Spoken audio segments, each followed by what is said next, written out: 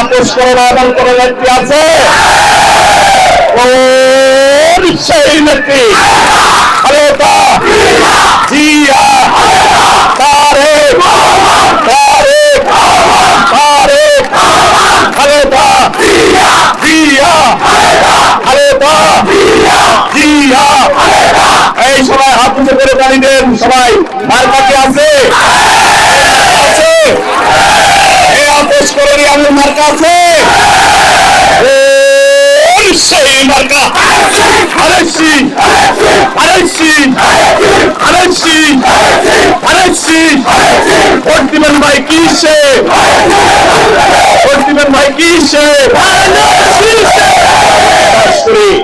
আগামী ফেব্রুয়ারি মাসের নির্বাচনে এদেশের মানুষ বিএনপি নেত্রী দেশ নেত্রী এবং খালেদা জিয়ার নেতৃত্বে এবং বিএনপির ভারপ্রাপ্ত চেয়ারম্যান জননেতা জনাব তারেক রহমানের নেতৃত্বে আবারও ঐক্যবদ্ধভাবে ধানের শীষে ভোট দিয়ে বিএনপিকে রাষ্ট্র পরিচালনা। আমাদের নেতা বিএনপির ভারপ্রাপ্ত চেয়ারম্যান জননেতা জনাব তারেক রহমান ইতিমধ্যে রাষ্ট্র পরিচালনার জন্য ৩১ দফা কর্মসূচি ঘোষণা করেছে। আমরা রাষ্ট্র পরিচালনার দায়িত্ব পেলে এই ৩১ দফা আমরা বাংলাদেশে বাস্তবায়ন করব। ৩১ দফা বাস্তবায়িত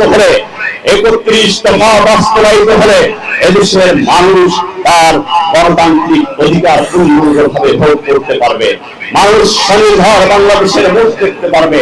আমাদের নেতা তারেক রহমানের নেতৃত্বে আমরা একটি নতুন বাংলাদেশ করতে চাই, যে বাংলাদেশে থাকবে না কোনো সন্ত্রাস, চাঁদাবাজ, মস্তানি, সন্ত্রাসী, যেখানে থাকবে না কোনো বৈষম্য।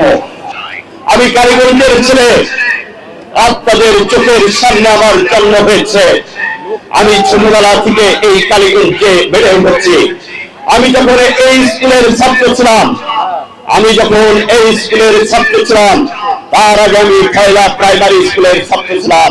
সেই প্রাইমারি স্কুলের ছাত্র থাকা অবস্থায় আমি ফয়লায় শহীদ জিয়া স্মৃতি সংসদ গঠন করি।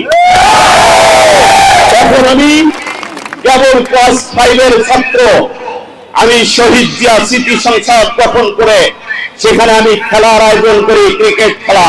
আমি এমন কোন জায়গা নাই সেখানে আমি যাই নাই। এখানে বিএনপির কোন নেতা কর্মী নয় যাকে আমি সরাসরি চিনি নাই। বিএনপির নেতা কর্মী, সুধী সমাজ সকলের সাথে আমার নারীর সম্পর্ক। দীর্ঘ আন্দোলন সংগ্রামের মধ্য দিয়ে আমার বেড়ে ওঠা। আমি আপনাদের মাঝে বেঁচে থাকতে চাই। আমি আশা করি আপনারা আমাকে ছেড়ে যাবেন না, আমি মৃত্যুর আগ পর্যন্ত আপনাদের সাথে থাকবো, পাশে থাকবো। এই